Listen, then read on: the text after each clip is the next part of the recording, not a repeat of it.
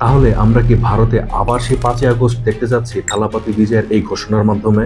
সম্প্রতি থালাপাতি বিজয় তার রাজনৈতিক দল তামিলাগা ভেট্রি কাজাগামের একটি রাজনৈতিক সমাবেশে নরেন্দ্র মোদীকে ফ্যাসিস্ট এবং তার বিরুদ্ধে যুদ্ধ ঘোষণা করেন। এর কারণটা কি ছিল? এর কারণ হচ্ছে মোদী চাচ্ছিল যে নেক্সট বিধানসভা নির্বাচন 2026-এ সম্পূর্ণ ভারতবর্ষে হিন্দি ভাষা এবং হিন্দুত্ববাদ কায়েম করতে। অথচ এখানে থালাপাতি বিজয় সে চাচ্ছে যে ভারতে যেই জায়গায় আছে সে সেই জায়গায় তার নিজস্ব অবস্থান অনড় থাকুক। নরেন্দ্র মোদীর যে রাজনৈতিক দল বিজেপি, সেই বিজেপি কখনো সাউথ ইন্ডিয়াতে একটি আসনও পায়নি কোনোদিন, এবং ওইটার সুযোগই নিয়েছে সেই থালাপাতি বিজয়। থালাপাতি বিজয়কে আমরা চিনি হচ্ছে তামিল সুপারস্টার এবং মুভির হিরো হিসেবে, কিন্তু এই মুভির হিরো হঠাৎ করে রাজনৈতিক দলে অংশ নিল, এর কারণটা কি?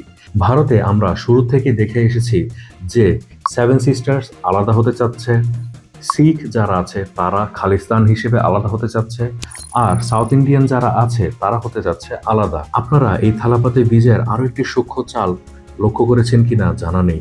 সেটি হচ্ছে ভারতে যখনই কোনো রকমের দাঙ্গা হয় সবসময় কিন্তু হিন্দু মুসলিম দাঙ্গা, এই দাঙ্গাটি সবসময় হয়ে থাকে।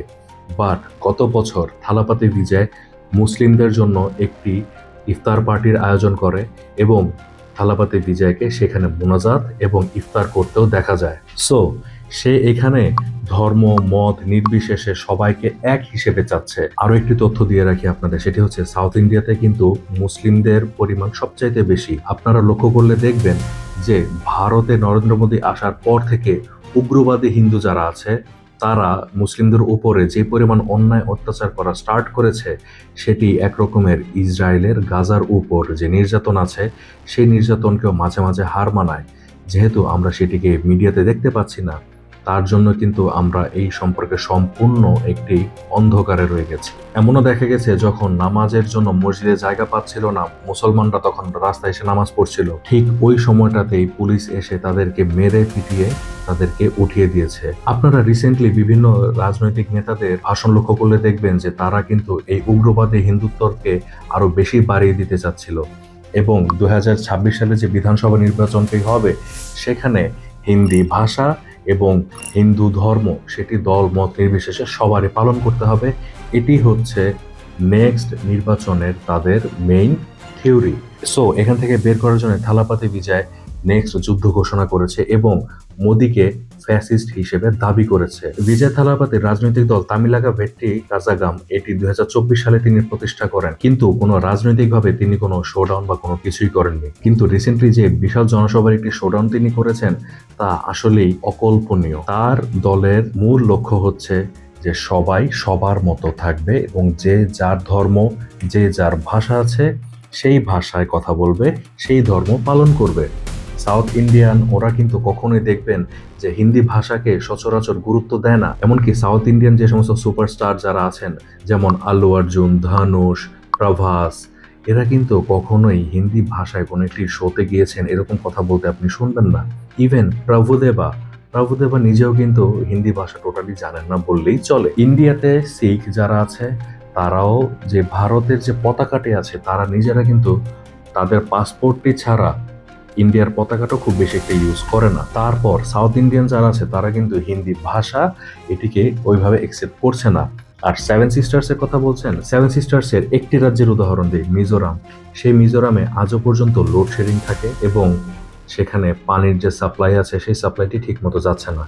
দ্যাটস ওয়াই সেভেন সিস্টার্স চাচ্ছে তারা আলাদা হয়ে যাক, খালিস্তান বা শিখ যারা আছে তারা খালিস্তান হিসেবে আলাদা হয়ে যাক, কাশ্মীরের যারা আছে তারা চাচ্ছে যে না আমরা পাকিস্তানের না আমরা ইন্ডিয়ার, আমরা নিজেরাই একটি রাষ্ট্র হিসেবে নিজেদেরকে প্রতিষ্ঠা করতে চাচ্ছি।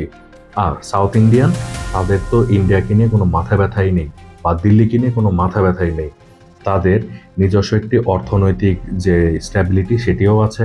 আপনারা লক্ষ্য করলে দেখবেন যে বলিউডে যে সমস্ত মুভিগুলো হচ্ছে সেই মুভিগুলোর মধ্যে ম্যাক্সিমামে কিন্তু তামিল মুভিগুলোর রিমেক। এখানে এটি বলার কোনো অবকাশ নেই যে যদি তারা ইন্ডিয়া থেকেও ইভেন আলাদা হয়ে যায় তারা কিন্তু নিজেদের মতো করে নিজেদের চালিয়ে নিতে পারবে। তাদের ভাষা আছে, তাদের সুপারস্টার আছে, তাদের অর্থনৈতিক সমৃদ্ধি আছে। আপনারা হয়তো লক্ষ্য করলে দেখবেন যে সাউথ ইন্ডিয়ান মুভি স্টার যারা আছে তাদের যে পরিমাণে রোলস রয়েস আছে, বলিউডের খুব কম সেলিব্রিটিতে কিন্তু সেই রোলস রয়েস আছে। সো তারা নিজেরাই নিজেদের সাথে স্বয়ংসম্পূর্ণ। তাদের দিল্লি কিংবা ইন্ডিয়ার সাথে একসাথে থাকার কোনো চিন্তাভাবনা নেই। তাহলে আমরা কি ভারতে আবার সেই 5ই আগস্ট দেখতে যাচ্ছি থালাপাতি বিজয়ের এই ঘোষণার মাধ্যমে, যেখানে খালিস্তান আলাদা হয়ে যাবে, সেভেন সিস্টার্স আলাদা হয়ে যাবে, সাউথ ইন্ডিয়া আলাদা হয়ে যাবে? অ্যাকচুয়ালি এরকম কোনো কিছুই না। সেখানে সবাই চাচ্ছে যে যার নিজের যেই অবস্থান আছে সেই অবস্থানে তারা নিজেরা থাক। সেই 2026 সালের যে নির্বাচনী ইশতেহার তারা ঘোষণা করেছে যে এক নায়কতন্ত্র। এক নায়কতন্ত্র বলতে সেখানে বোঝানো হচ্ছে যে হিন্দি ভাষা চলবে, হিন্দু ধর্ম চলবে। এই জায়গাটা থেকে তারা বের হয়ে আসতে যাচ্ছে, আর কোনো মাথা ব্যথাই তাদের নেই। সো আপনার কি মতামত যে থালাপাতি বিজয় সেই ঘোষণার মাধ্যমে আপনি কি মনে করছেন যে নেক্সটে ভারতে বা ভারতের সাথে বাংলাদেশের সম্পর্ক কিরকম হতে যাচ্ছে? জানতে কমেন্টে জানান এবং লাইক, শেয়ার অ্যান্ড সাবস্ক্রাইব। আসসালামু আলাইকুম।